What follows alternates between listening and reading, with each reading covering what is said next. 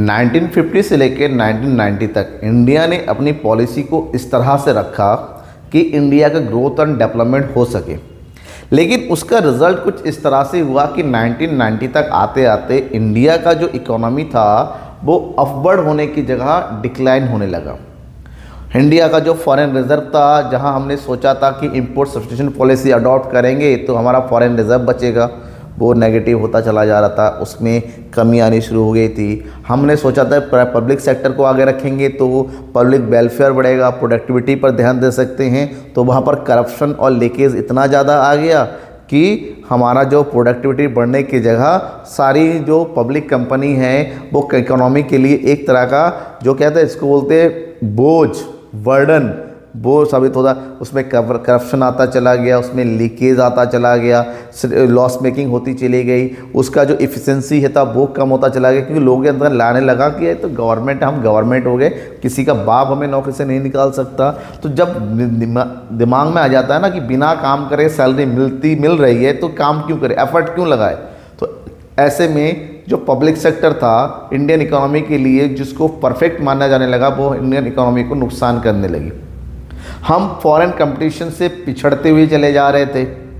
तो इन सब चीज़ों को देखते हुए हमने देखा कि हमारे नेबरहुड्स जो कंट्रीज़ है, इवन पाकिस्तान भी हमसे बहुत ही तेज़ स्पीड उनका ग्रोथ रेट था, वो ज़्यादा था। तो इंडिया की गवर्नमेंट ने उस समय सोचा 1990 में कि हमें अब अपने आप को चेंज करना पड़ेगा, अदरवाइज़ हम जो है पूरे वर्ल्ड के एक बैकवर्ड उसी जगह पर पहुंच जाएंगे जहां पर हम इंडिपेंडेंट हुए थे 1946 की तरह। तो यही सब सोच के इंडिया की गवर्नमेंट ने एक पॉलिसी अडॉप्ट किया और उस पॉलिसी में जो पुरानी सारी पॉलिसी थी उसको चेंज किया, उसको रिफॉर्म किया और उसका नाम दिया इकोनॉमिक रिफॉर्म्स 1991, क्योंकि ये चेंजेस 1991 की बात कर रहे हैं। तो आज की इस क्लास में पूरी तरह से मैं आपको बताऊंगा 1991 में कौन कौन से रिफॉर्म्स हुए जिसने हमारे इंडिया की इंडस्ट्रियल, इंडिया की इकोनॉमी को की सूरत हाल पूरी तरीके से बदल दिया, पूरा चेंज कर दिया। जहां पर हम डिक्लाइन हो रहे थे, हो गए थे, और उसके बाद 1991 में ऐसा क्या खास किया, कौन सी जादू की छड़ी घुमा दी कि आज के टाइम में 2024 आ गया और आज जो है हम जहां पर हालत ख़राब थी हमारी, आज वर्ल्ड की सबसे ज़्यादा ग्रोथ करने वाली कंट्री हम हैं। ग्रोथ रेट वर्ल्ड में सबसे ज़्यादा अगर है वो इंडिया का है, भारत का है। तो ऐसा क्या हुआ, ये ऐसा इसलिए हुआ क्योंकि 1991 में दो लोगों ने करामात दिखाई। एक उस समय के जो प्रेजेंट प्राइम मिनिस्टर थे पीवी नरसिम्हा राव जी, और उनके जो उस टाइम जो सहयोगी थे finance minister doctor Manmohan Singh ji, जो कुछ दिन पहले चल बसे थे। उनको बहुत सत नमन कि उन्होंने अपना बहुत ही ज़्यादा इम्पॉर्टेंट कंट्रीब्यूशन हमारी इकोनॉमी को दिया और उनको हम भूल नहीं सकते। हालांकि वो प्राइम मिनिस्टर कैसे थे उसके बारे में मैं टिप्पणी नहीं करना चाहता, बट वो फाइनेंस मिनिस्टर जब थे उन्होंने अपने इंडिया का जो सूरत हाल बदलने की पूरी कोशिश की। उनका ही जो विज़न था, जो लॉन्ग विज़न था, उनके नतीजे में आज हम पढ़ रहे हैं न्यू इकोनॉमिक पॉलिसी 1991। इसको NAP के नाम से भी जानते हैं, इसको LPG पॉलिसी के नाम से भी जाना जाता है, जहां पर न्यू इकोनॉमिक पॉलिसी को सेट किया गया ताकि हम अपनी कंट्री की डेवलपमेंट को क्या करें, ग्रोथ कर सकें। क्योंकि हमारा 1980 तक आते आते हमारी इकोनॉमी का ग्रोथ रेट डिक्लाइन होता चला गया था, जा रहा था, नीचे को जा रहा था। इसको पढ़ने के लिए हम थोड़ा सा हमारी पुरानी जो स्ट्रेटजी थी उसको समझने की कोशिश करेंगे। स्ट्रेटजी ऑफ ग्रोथ जो हमने 1950 टू 1990 तक एडॉप्ट किया था वो था हमारी इकोनॉमी मिक्स्ड इकोनॉमी आगे बढ़ रही थी। दैट मीन्स हम यहाँ पर public sector as well as private sector दोनों को ही आगे बढ़ा रहे थे, but the leading role was assign to public sector. जो लीडिंग रोल था डेवलपमेंट के लिए वो असाइन किए गए थे किसको, वो था पब्लिक सेक्टर को, कि पब्लिक सेक्टर आगे बढ़ेगी। गवर्नमेंट ने पब्लिक सेक्टर को ज़्यादा प्रमोट करना शुरू कर दिया। Private sector was regulated under multiple controls. Private sector के ऊपर बहुत सारे कंट्रोल लगा दिए गए, लाइसेंस, ओके, कोटा, परमिट, कोई भी काम करना है, new economy, new business open करना है, लाइसेंस लेना पड़ेगा, फॉरेन से कुछ मंगाना है तो परमिट लेना पड़ेगा, ठीक है ना। जो प्रोडक्शन सेक्टर थे वो भी कोटा में फिक्स थे, रिजर्व थे। इनवर्ड लुकिंग पॉलिसी अडॉप्ट किया गया था कि हम एक्सपोर्ट इंपोर्ट नहीं करेंगे, जो भी करेंगे हम अपनी कंट्री की domestic and focus on self reliance and self sufficiency. अब फोकस था कि हम उतना प्रोडक्ट करें ताकि हम अपने आप को पर एफिशिएंट हो जाए, हमारी सफिशिएंसी हो सके, हम अपनी ज़रूरतों को पूरा कर सके। ये था स्ट्रेटजी 1990 तक। बट ये जो स्ट्रेटजी था इसका जो रिजल्ट आया बहुत अच्छा था, लेकिन इससे एक नए 19th की डिकेड में हमारे कंट्री को इससे जो है इसका नेगेटिव रिजल्ट ज़्यादा देखने। For example GDP growth was not accelerate, हमारा जीडीपी ग्रोथ जिस हिसाब से बढ़ना चाहिए था नहीं बढ़ा। पब्लिक सेक्टर का मोनोपोली हो गया और एक टाइम ऐसा हो गया कि उसमें leakage, pilferage, large scale consumption होना शुरू कर दिया और ये हमारा लॉस मेकिंग कंपनी के रूप में बढ़ती चली गई। 1990 was found that economy was driven spinning into economic crisis, हमारी इकोनॉमी इकोनॉमिक क्राइसिस में बढ़ती चली जाती है। एंड वर्ल्ड बैंक से हमें लोन लेने की ज़रूरत पड़ी उस टाइम और वर्ल्ड बैंक ने कहा कि हम आपको US $7 बिलियन देंगे, लेकिन उसके लिए उन्होंने कंडीशन रख दिया। कंडीशन रखा कि आपको अपनी जो पॉलिसी थी उस पॉलिसी को चेंज करना पड़ेगा। अगर आप अपनी पॉलिसी को, अपनी स्ट्रेटजी को बदलते हैं तो उसके बाद जाके ही आपको जो है लोन मिलेगा, यानी कि हेल्प मिलेगी आगे बढ़ने के लिए। और एक मजबूरी थी और ऑलरेडी हमारी इकोनॉमी श्रिंक हो रही थी। इन सब चीज़ों को देखते हुए उस समय के जो है PV नरसिम्हा राव की जो गवर्नमेंट थी उन्होंने डॉक्टर मनमोहन सिंह को अपॉइंट किया कि भैया कुछ करो।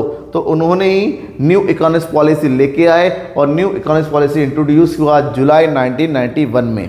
एक ऐसी पॉलिसी जिसके मद्देनज़र हम देखते हैं आज के टाइम में हम वर्ल्ड के टॉप मोस्ट कंट्री में, इवन आज 5th सबसे बड़ी इकोनॉमी वर्ल्ड की हमारी है, इंडिया की है।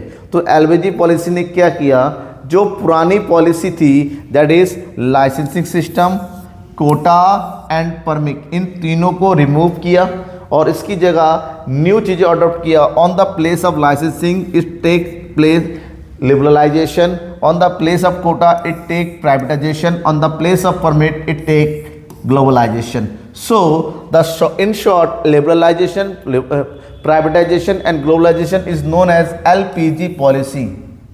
जो रेस्ट्रिक्शंस थे, जो कंट्रोल थे, जो परमिट सिस्टम था, जो लाइसेंस सिस्टम था, उन सभी चीज़ों को रिमूव किया गया और पूरी तरीके से हमारी इकोनॉमी जो कंट्रोल्ड इकोनॉमी थी और कंट्रोल्ड इकोनॉमी से हटाकर ओपन इकोनॉमी में कन्वर्ट कर दिया। क्योंकि हम पहले इनवर्ड लुकिंग इकोनॉमी में हमारा पॉलिसी थी और इनवर्ड से अब क्या हो गया, ओपन हो गए। क्योंकि हमने अब एक्सपोर्ट इंपोर्ट पर ध्यान दिया, इन्वेस्टमेंट पर ध्यान दिया, क्योंकि बिना इन्वेस्टमेंट को हम आगे बढ़ नहीं सकते थे, बिना टेक्नोलॉजी के आगे बढ़ नहीं सकते थे। तो ये जो पॉलिसी थी लिबरलाइजेशन की, प्राइवेटाइजेशन की और ग्लोबलाइजेशन की, इन्होंने हमारी इकोनॉमी को पूरी तरह से बदल के रख दी। अब इन तीनों को ही हमें डिटेल से पढ़ना है। We have to know about इस three all. What do you mean by the liberalization? What is privatization and what is globalization? What are the basic features of these three all? So we have to learn about this at first. That is liberalization. The liberalization is known as उदारीकरण in Hindi. उदारीकरण means liber होना. That means control का कम होना, restrictions का कम होना और free hold होके work करने देना। This all is known as liberalization. So we can say that liberalization is the process of removing control and restrictions over the private sector. जो private sector के ऊपर कंट्रोल्स लगाए गए थे कि आपको बिजनेस लेना है तो आपको पहले लाइसेंस लेना होगा, आपको परमिट लेना होगा, आप कितना पैसा लगाओगे, कितने मशीन लगाओगे, हर चीज़ के बारे में पहले इन्फॉर्म करना पड़ेगा। आप पान की दुकान लाने जा रहे तो पान का कत्था कौन से लगाओगे, कत्थे का कलर क्या होगा, ये सब बताना पड़ता था। गवर्नमेंट ने इस पॉलिसी में इस सब को रिमूव कर दिया कि नहीं, ऐसा कुछ नहीं है। आपको बिज़नेस करना है, शुरू कर दो बिज़नेस। आपको बिज़नेस शुरू करने के लिए कोई लाइसेंस, कोई परमिट लेने की ज़रूरत नहीं है। तो जो रिफॉर्म्स हुए, these all economic reforms under the 5 main points, ये 5 मेन पॉइंट में आया। At first industrial sector reform, industrial sector में रिफॉर्म किए गए। फाइनेंशियल सेक्टर रिफॉर्म्स हुए, फिजिकल सेक्टर रिफॉर्म हुए, and tax reforms and foreign exchange reforms भी हुए, and trade and investment policy reforms भी हुए। ये पांचों रिफॉर्म्स हुए जिसका रिजल्ट था लिबरलाइजेशन। और इसी से ही हमारा जब प्राइवेट सेक्टर, क्योंकि हमने देखा वर्ल्ड की जितने भी टॉप मोस्ट कंट्रीज है, डेवलप्ड कंट्रीज है, चाहे अमेरिका, ब्रिटेन, ठीक है। ये सारी कंट्री, इसमें सारे प्राइवेट कंपनीज ही है और ये सारे प्राइवेट कंपनीज वर्ल्ड की लीडिंग कंपनीज में आते हैं।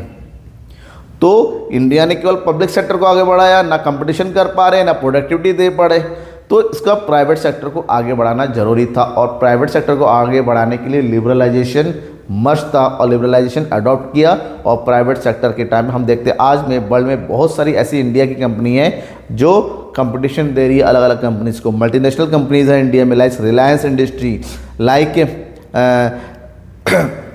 विप्रो, लाइक आपका इन्फोसिस, ये सब इंडियन कंपनी है, ठीक है, जो वर्ल्ड की टॉप मोस्ट कंपनीज में आती हैं। इंडस्ट्रियल सेक्टर रिफॉर्म सबसे पहले बात करते हैं। इंडस्ट्रियल सेक्टर को रिफॉर्म करने के लिए क्या हुआ था ना, IPN 1956 में गवर्नमेंट ने जो है 3 इकोनॉमिक क्लासिफिकेशन किया था इंडस्ट्री का, कि ये पब्लिक सेक्टर के लिए, ये पब्लिक एंड प्राइवेट के लिए और ये केवल प्राइवेट के लिए। गवर्नमेंट ने इसको हटाया, जो रिजर्वेशन था, ठीक है ना। इंडस्ट्रियल लाइसेंसिंग में सबसे पहले क्या किया, जो लाइसेंस सिस्टम था कि आपको काम करने के लिए लाइसेंस लेना पड़ेगा, वो रिमूव कर दिया। बट लाइसेंस अभी भी लेना पड़ता है, बट वो चीज़ें जो कि alcohol, cigarette, hazardous chemical, industrial explosive, electronics, aerospace and drugs related था, इन सब में आज भी लाइसेंस लेना पड़ता। मतलब वो सारी चीज़ें जिससे डायरेक्ट किसी का वेलफेयर जुड़ा हुआ उसमें लाइसेंस, लेकिन लाइसेंस लेने की जो प्रोसेस है वो ईजी है। Decrease in the role of, जो पब्लिक सेक्टर के लिए जो अप्लाई किया गया था, पहले था 17 सेक्टर रिजर्व थे, 17 को कम करके 8 कर दिया गया। बाद में इसको कम करके 3 इंडस्ट्री में लाया गया, that is atomic energy, railway and defence. और बाद में जो डिफेंस इक्विपमेंट था इसमें भी प्राइवेट सेक्टर के लिए ओपन कर दिया। अब केवल 2 ही सेक्टर है जो कि पब्लिक सेक्टर के लिए रिजर्व है, that is atomic energy and railway, क्योंकि इसमें प्राइवेटाइजेशन करना थोड़ा सा मुश्किल है और ये कंट्री के लिए सही भी नहीं है। D reservation of production by small scale industry, पहले इंडस्ट्री को 2 भागों में बांट दिया गया था, एक लार्ज स्केल जो हैवी इंडस्ट्री था और स्मॉल स्केल जो, अब इसको हटा दिया कि नहीं, अब लार्ज स्केल वाले भी स्मॉल स्केल में आ सकते हैं, रिटेल सेक्टर में आ सकते हैं, इसके प्रोडक्टिविटी बढ़ी। उसके बाद ही इंडिया में मॉल वगैरह ये ओपन होना शुरू हुआ। एक्सपेंशन ऑफ प्रोडक्शन कैपेसिटी, अगर आपको अपनी प्रोडक्शन कैपेसिटी को बढ़ाना है तो no need to take any license from the anywhere, आपको लाइसेंस लेने की जरूरत नहीं। आप बड़ा अपना, आपकी 1 दुकान है, आप 2 दुकान करना चाहते हो करो, आपके पास 4 मशीनें 10 मशीन लाना चाहते हो लाओ, no need to take any permission from the government. Freedom to import capital goods, if you need any capital goods to production, if you need any type of machinery item, technological item, then you are free to import from anywhere, आप import करने के लिए free हो, क्योंकि जब import करेंगे तो documentation काफ़ी हो ही जाता है, ऑटोमेटिक गवर्नमेंट को वो चला जाता, तो आपको अलग से कोई परमिट लेने की जरूरत नहीं है। Price determination by market forces, पहले जो प्राइस डिटर्मिनेशन होता है वो गवर्नमेंट खुद करती थी, गवर्नमेंट से अप्रूवल लेना पड़ता था। Now there is no need to take approval from the government, but you have to follow the government rule and regulation to determine the price of the commodity. Okay, this one the industrial sector reforms. Next one is financial sector. Government ने केवल industrial sector को ही नहीं improve किया, financial sector को भी improve किया, ताकि जो फाइनेंस प्रोवाइडर है, फैसिलिटेटर है, वो इजीली प्रॉपर वे में वर्क कर सके। इसके लिए गवर्नमेंट ने क्या कर दिया, फाइनेंस सेक्टर की बात करते हैं तो banking, non banking, financial institutes इसमें बेसिकली आते हैं, ठीक है। तो और इसके अलावा stock exchange and foreign exchange market, इन तीनों ही में ही रिफॉर्म किया। फाइनेंस सेक्टर सबसे ज़्यादा पहले आरबीआई रेगुलेट करती थी, गवर्नमेंट ने क्या कर दिया, आरबीआई रेगुलेटर नहीं है, ये आरबीआई को फैसिलिटेटर में, क्योंकि आपका काम केवल रेगुलेट करना है नहीं, कंट्रोल, आपको इस तरह से माहौल बनाना है ताकि फाइनेंस सेक्टर इजीली वर्क कर सके। तो आरबीआई को जब फैसिलिटेटर बनाया गया तो इजीली उसमें प्राइवेट सेक्टर भी आगे बढ़ी, नए नए प्राइवेट बैंक्स ओपन हुए और बैंकिंग सेक्टर और ज़्यादा मजबूत होती चली गई। फॉरेन इन्वेस्टमेंट में भी बहुत ज़्यादा रेज किया। फॉरेन इन्वेस्टमेंट को पहले जो है 74% का था, यानी कि 49% का इन्वेस्टमेंट हो सकता था, बाद में इसको बढ़ा के और ज़्यादा किया गया। एंड टैक्स रिफॉर्म भी किए गए। पहले टैक्स का लेवल अलग अलग था, बहुत ज़्यादा टैक्स लगता था, ब्रिटिश टाइम तो मैं ज़्यादा था, गवर्नमेंट फी ज़्यादा, तो ये टैक्स को 2 कैटेगरी बांट सकते हैं, indirect tax and direct tax. Liberalization से पहले tax structure was quite complex, थोड़ा कॉम्प्लेक्स था, बहुत ही ज़्यादा टैक्स लगता था, इवन किसी किसी चीज़ पर 50% में भी टैक्स लगता था। बट लिबरलाइजेशन में इनकम टैक्स और corporate tax have gradually been reduce, दोनों को कम किया। Income tax and corporate tax reduce किया गया, प्रोग्रेसिव टैक्स सिस्टम अडॉप्ट किया गया, indirect tax structure has been reform and establish a common national market for goods and service, एक अलग से सिस्टम बनाया गया इंडायरेक्ट टैक्स के। आज तो बहुत ही इंपॉर्टेंट है कि पूरे इंडिया में कहीं पर भी जाएंगे गुड्स एंड सर्विस पर एक जैसा टैक्स लगता है। जीएसटी एक्ट अप्लाई किया 2016 में और उसको इफेक्ट में लाया गया 1 जुलाई 2017 में। इससे इंडिया में कहीं पर भी जीएसटी एक जैसे ही लगता है। Next is foreign exchange reform. Foreign exchange में भी बहुत ज़्यादा रिफॉर्म किए गए। इन 1991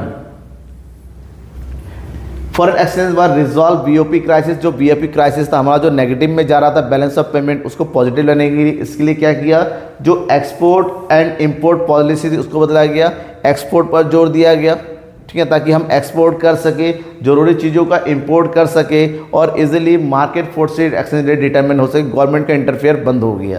तो ये था हमारा फॉरेन एक्सचेंज। इसके अलावा ट्रेड और इन्वेस्टमेंट पॉलिसी रिफॉर्म किया गया।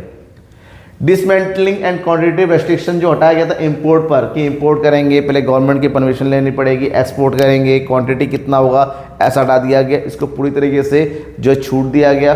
टैरिफ रेट्स कम किया गया। जो एक्सपोर्ट और इंपोर्ट टैक्स लगता है उसको रिड्यूस किया गया। इंपोर्ट लाइसेंस, जो आपको कैपिटल गुड्स परचेज करना है, मशीनरी परचेज करनी है, उसको इंपोर्ट करना पड़ेगा। All the import license are removed and also removal of export duty. जो एक्सपोर्ट ड्यूटी था उसको भी रिमूव कर दिया गया। दैट मीन्स पूरी तरीके से आप इसको फ्री इकोनॉमी में कन्वर्ट कर दिया गवर्नमेंट ने। हालांकि 1991 में सब एक साथ नहीं हुआ, बट धीरे धीरे 1991 के बाद धीरे धीरे ये प्रोसेस अप्लाई हुआ और आज के टाइम में पूरी तरीके से भी आ रहा free economy. But in our economy public sector भी पैरेलल वे में वर्क हो रहे हैं। हालांकि पब्लिक सेक्टर का बहुत ज़्यादा प्राइवेटाइजेशन अब भी प्रोसेस चालू है। Second point is privatisation. What do mean by the privatisation? Privatisation क्या होता है? जब प्राइवेटाइजेशन की बात करते हैं, privatisation is the process of converting government public sector into the private sector. Government sector यानी कि पब्लिक सेक्टर का प्राइवेट सेक्टर में कन्वर्ट होना ही प्राइवेटाइजेशन है। और ये प्राइवेटाइजेशन होता है दो तरीके से। सबसे पहले जो गवर्नमेंट के शेयर्स होते हैं उसको सेल किए जाते हैं प्राइवेट सेक्टर में, या जहां पर गवर्नमेंट प्लस प्राइवेट सेक्टर दोनों ने मिलकर जो जॉइंट वेंचर शुरू किया था, वहाँ पर गवर्नमेंट अपना जो है मैनेजमेंट से पार्ट या गवर्नमेंट अपने शेयर छोड़ देती हैं और प्राइवेट सेक्टर को फिर कहते हैं आप ही बिजनेस को चलाओ। तो दो तरीके से होता है। Number 1, outright sale of the government enterprises to the private enterprise. सबसे पहले गवर्नमेंट अपने सेक्टर को, जो गवर्नमेंट कंपनी जो लॉस मेकिंग कंपनी इसको प्राइवेट सेक्टर में सेल करना। Number 2, withdrawal of the ownership and management from the mix enterprise. जहाँ दोनों ने शुरू किया था वहाँ पर गवर्नमेंट कहती है भैया हम नहीं करेंगे, तुम ही चला लो। तो ये दो तरीका है जो प्राइवेटाइजेशन को आगे बढ़ाता है और प्राइवेटाइजेशन का होना जरूरी था क्योंकि गवर्नमेंट सेक्टर में काफ़ी हद तक लीकेज करप्शन आ गया था। गवर्नमेंट के एम्प्लॉयज सोच रहे थे हमें तो बैठे बैठे सैलरी मिल जाएगी। भाई बैठे बैठे सैलरी मिलेगी, इसके लिए हम काम करना नहीं पड़ेगा। इससे ही पब्लिक सेक्टर को सबसे ज़्यादा नुकसान हुआ। और प्राइवेट सेक्टर का एक ही रूल होता है कि प्राइवेट सेक्टर हमेशा क्या करती है, प्रॉफिट के लिए वर्क करती है और प्रॉफिट के लिए प्रोडक्टिविटी को बढ़ाना। आप काम करके दोगे आपको सैलरी मिलेगी, आप करके नहीं दोगे आपको इंस्टीट्यूट से निकाल दिया जाएगा। That means no one is permanent private sector in efficiency. अगर इफिशियंसी है तो आप परमानेंट, अगर आप इफिशियंट है, ठीक है, आप काबिल है, तो आपको प्राइवेट सेक्टर आपकी जितनी सैलरी चाहिए, आपको जो फैसिलिटी प्रोवाइड करेगी, बट आपको वर्क करना होगा। तो प्राइवेटाइजेशन से फायदा क्या हुआ? Privatisation increase the efficiency. जो इनएफिशिएंसी था पब्लिक सेक्टर का, उस इनएफिशिएंसी को एफिशिएंसी में कन्वर्ट किया क्योंकि अब प्राइवेट सेक्टर में आने के बाद काम करना पड़ेगा। High productivity, private sector always work for productivity because they want to earn profit. Privatization increase the competitive environment, क्योंकि प्राइवेट सेक्टर में एक कंपनी नहीं बहुत सारी कंपनियां होती है, हर कोई अपनी प्रोडक्टिविटी बढ़ाना चाहता है, तो कंपटीशन बढ़ता है। इसका फायदा किसको मिलता है? कस्टमर को। Competition include upgradation and modernization. Privatization promote diversification of production. पहले गवर्नमेंट जो प्रोड्यूस करती थी पब्लिक को वहीं लेना पड़ता था। अब गवर्नमेंट ने क्या किया कि डाइवर्सिफिकेशन अडॉप्ट किया कि नहीं, अब बहुत सारे गुड्स प्रोड्यूस होंगे, जिसकी जो चॉइस है वो लेगा। Privatisation promotes consumer sovereignty, consumer sovereignty तो कंज्यूमर को फायदा होने लगा। And increase the foreign direct investment. हमारे इंडिया में एफडीआई बहुत तेजी से, क्यों प्राइवेटाइजेशन हुआ, अलग बाहर की जो कंपनी इंडिया में बड़ी तेजी से आने लगी और एफडीआई बढ़ा, कैपिटल बढ़ा। बट कुछ फ़ायदे तो होते हैं, वो हमेशा अपने साथ कुछ लॉस जरूर लेके आता है। प्राइवेटाइजेशन की कुछ लॉस भी थे, that it neglect the social interest, because private sector always work for profit. इनको सोसाइटी के वेलफेयर से मतलब नहीं होता है। हालांकि सोसाइटी को इनडायरेक्ट फ़ायदा होता है, बट यहाँ पर मेन मोटिव होता है maximum profit. PSUs are sold up, जो गवर्नमेंट कंपनी थी जहाँ पर लोगों को परमानेंट वर्क मिल रहा था वो बेचे गए, और वो इससे अनएम्प्लॉयमेंट बढ़ा क्योंकि वो प्राइवेट मैनेजमेंट में आने लगा था। Privatization encourage the free play of market role, यहाँ पर मार्केट के अकॉर्डिंग प्राइस डिटरमिनेट होता है, गवर्नमेंट प्ले नहीं करती। ऐसे में थोड़ा सा प्राइस का भी इश्यू होने लगा था। मोनोपोलिस्टिक कंट्रोल होने, बहुत सारे सेक्टर ऐसे प्राइवेट सेक्टर अपने अंडर में कर लेती, और hindrance of achieving the objective full employment object, ये पॉसिबल नहीं होता क्योंकि प्राइवेट सेक्टर कैपिटलाइजेशन की तरफ तेजी से आगे बढ़ती है, अनएम्प्लॉयमेंट बढ़ सकता है। Next one is globalization. Globalization is the result of privatization and it is the result of privatization and liberalization. ठीक है, जो प्राइवेट सेक्टर के ऊपर कंट्रोल हटा दिए गए कि अपने हिसाब से काम कर सकते थे, गवर्नमेंट सेक्टर को प्राइवेट में लाया गया। ऐसे में प्राइवेट सेक्टर अपने आप को आगे बढ़ने के लिए अब ग्लोबल से बात करने लगे, ग्लोबल से मिलने लगे, दैट मीन्स एक्सपोर्ट इंपोर्ट करने लगे, टेक्नोलॉजी का जो एक्सचेंज होने लगा। Globalization means the integration of the economy of the country with the economies of the other countries under condition of free flow of trade and capital across the world. That means पूरे world की economy के साथ जोड़ना is globalization. हमारी economy को world की economy से by the use of export import, by the use of investment capital forces, it is outcome of the policies of liberalization and privatization and integration of domestic economy with the world economy। और ये result था क्योंकि private sector के ऊपर restriction हटा दिए गए, government को प्राइवेट में कन्वर्ट कर दिया गया ताकि प्राइवेट सेक्टर फ्री हो गए वर्क कर सके और एक्सपोर्ट इंपोर्ट कर सके। इससे ग्लोबलाइजेशन हुआ। ग्लोबलाइजेशन से सबसे मेन पॉइंट जो आया वो है आउटसोर्सिंग। जो हमारे पास ज़्यादा है वो हम बाहर को देते हैं, जो हमारे पास नहीं है वो हमारे। आउटसोर्सिंग क्या होता है? आउटसोर्सिंग मतलब तो आप अपने काम जो खुद नहीं कर पा रहे हो उस काम को आप किसी और से करवाते। फिलहाल इसके बारे में मैं आपको डिटेल से कहीं और भी बताऊंगा, फिलहाल ये टॉपिक आप खुद पढ़ लीजिएगा। Next one is policies strategy promoting globalization. Globalization को प्रमोट करने के लिए गवर्नमेंट ने क्या किया? इसमें क्या किया? इक्विटी लिमिट को बढ़ाया गया। पहले इक्विटी कितना था? 40% था, अब उसको 50 to 100% तक लाया गया तो इजीली इन्वेस्टमेंट बढ़े। पार्शियल कन्वर्टिबिलिटी किया गया। हमारे achieve the objective globalization partial convertibility of the India की रुपीज़ को कन्वर्ट किया गया, थोड़ा डिक्लाइन किया गया रुपीज़ की वैल्यू को। एक्सपोर्ट इंपोर्ट में अब रुपीज़ को यूज़ किया जाने लगा, एक वर्ल्ड लेवल तक रुपीज़ को लिए जाने की कोशिश की गई। लॉन्ग टर्म ट्रेड पॉलिसी को अडॉप्ट किया, जो रेस्ट्रिक्शन एंड कंट्रोल लगे थे फॉरेन ट्रेड पर उसको हटा दिया गया ताकि कंपटीशन को बढ़ाया जा सके। टैरिफ्स को रिड्यूस किया था कि इजीली एक्सपोर्ट इंपोर्ट किया जा सके। विड्रॉल ऑफ क्वांटिटेटिव रेस्ट्रिक्शन, जो क्वांटिटी लगाई गई थी इतने में हो सकता है, इससे ज़्यादा नहीं हो सकता, जो क्वांटिटेटिव रेस्ट्रिक्शंस थे उसको भी रिमूव किया गया। इससे क्या हो गया? इस पूरी पॉलिसी जो LPG की पॉलिसी थी, लिबरलाइजेशन किया गया, प्राइवेटाइजेशन किया गया और ग्लोबलाइजेशन, इससे हमारी इकोनॉमी पर इफेक्ट पड़ा। दो इफेक्ट होते हैं, गुड एंड बैड। सबसे पहले हम गुड इफेक्ट की बात करते हैं। हमारी इकोनॉमी बहुत ही तेजी से आगे बढ़ी, that is vibrant economy. Our growth rate of economy increased from 5.6 to 8.2. In today we are the world fastest growth country, okay, and 5th topmost economy of the world. Stimulated of the industrial production, बड़ी तेजी से आगे बढ़ी। Check of physical deficit, हमारा जो physical deficit था, जो inflation बढ़ रहा था धीरे धीरे, जो हमारा बजट डिफिसिट था वो बढ़ रहा था, वो भी रिड्यूस हुआ क्योंकि अब हमारी इनकम बढ़ रही थी, प्रोडक्टिविटी बढ़ रही थी। Increase in foreign exchange reserve, हमारा जो रिजर्व था बिकॉज इन्वेस्टमेंट पॉलिसी चेंज होने से, फॉरेन पॉलिसी चेंज होने से फॉरेन कंट्री हमारे यहाँ पर आने लगी, FDI बढ़ने लगा, FEI बढ़ने लगा, ठीक है। इससे हमारा रिजर्व काफ़ी हद तक सुधरने शुरू हो गया। जो हमारा सिंक हो रहा था अब धीरे धीरे बढ़ता जा। अब आज वर्ल्ड के सबसे ज़्यादा फॉरेन रिजर्व वाली कंट्री हम है इंडिया। चेक ऑन इन्फ्लेशन, हमारी कंट्री का जो इन्फ्लेशन था जो बढ़ता चला जा रहा था क्योंकि सप्लाई कम हो गई थी, प्रोडक्टिविटी कम हो रही थी, डिमांड ज़्यादा थी और इससे इन्फ्लेशन बढ़ रहा था, वो धीरे धीरे कम होना शुरू हो गया। कंज्यूमर सोवरेनिटी, कंज्यूमर को चॉइस मिलना शुरू हो गया। कंज्यूमर के सामने लॉट, आज कोई कार खरीदने जाओगे तो आपके पास चॉइस है, कई सारे कंपनियां है, उसके अलग अलग ब्रांड है, उसके अलग अलग मॉडल से भी अपना लॉट ऑफ चॉइस, ठीक है। नेक्स्ट है फ्लो ऑफ प्राइवेट फॉरेन। हमारे कंट्री में जो प्राइवेट इन्वेस्टमेंट बहुत तेज़ी से आगे बढ़ने लगी, जिससे हमारी कंट्री का जो प्रोडक्टिविटी जंप है, कैपिटल फॉर्मेशन है, बहुत तेज़ी से आगे बढ़ा। Recognization of India as a emerging economy, पूरे वर्ल्ड में एक इमर्जिंग इकोनॉमिक पावर की तरह हमारी कंट्री आगे बढ़ने लगी। बहुत सारे सुधार किए, अलग अलग गवर्नमेंट ने अलग अलग पॉलिसी अडॉप्ट की ताकि ज़्यादा से ज़्यादा फॉरेन कंपनी हमारे इंडिया में के वर्क कर सके। मेक इन इंडिया अडॉप्ट किया गया ताकि आप आओ हमारी कंट्री में कर सके। A shift of monopoly market to, जो मोनोपोली मार्केट था गवर्नमेंट का उसको कॉम्पिटिटिव मार्केट में लाया गया। बट कुछ बैड इफेक्ट थे इस पूरी पॉलिसी की। सबसे पहला बैड इफेक्ट था कि this policy did not talk about the agriculture sector that is our leading sector. हमारा जो मेन सेक्टर था एग्रीकल्चर सेक्टर, उस पर इस पॉलिसी ने बिल्कुल बात नहीं किया। इससे हमारी एग्रीकल्चर सेक्टर को नुकसान हुआ। Slow down of industrial growth, जो इंडस्ट्रियल ग्रोथ होना चाहिए था जिस हिसाब से वो स्लो था उस स्पीड से नहीं हुआ। अनएम्प्लॉयमेंट बढ़ने लगा क्योंकि गवर्नमेंट सेक्टर में वर्क करने वाले अनएम्प्लॉयड होते चले गए।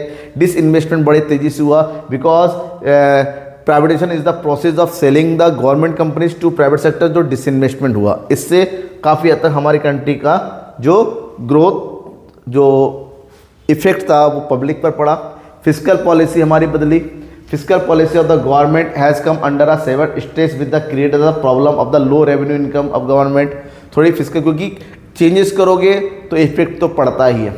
लोपिसाइड ग्रोथ जो ग्रोथ प्रोसेस हुआ, जो लोपिसाइड हुआ कहीं वो ज़्यादा हुआ, किस सेक्टर का कम हुआ। अर्बन सेंट्रलाइजेशन ग्रोथ, हमारा जो ग्रोथ प्रोसेस था वो अर्बन सेंट्रलाइज, इससे रूरल एरियाज का डेवलपमेंट, क्योंकि एग्रीकल्चर जब बात नहीं हुई है तो रूरल सेक्टर का भी डेवलपमेंट थोड़ा सा कम हुआ। स्प्रेड ऑफ कंजूरिज, इससे कंजूरिज बहुत ज़्यादा बढ़ गई कि हर कोई अपने कस्टमर को बढ़ाने पर गया।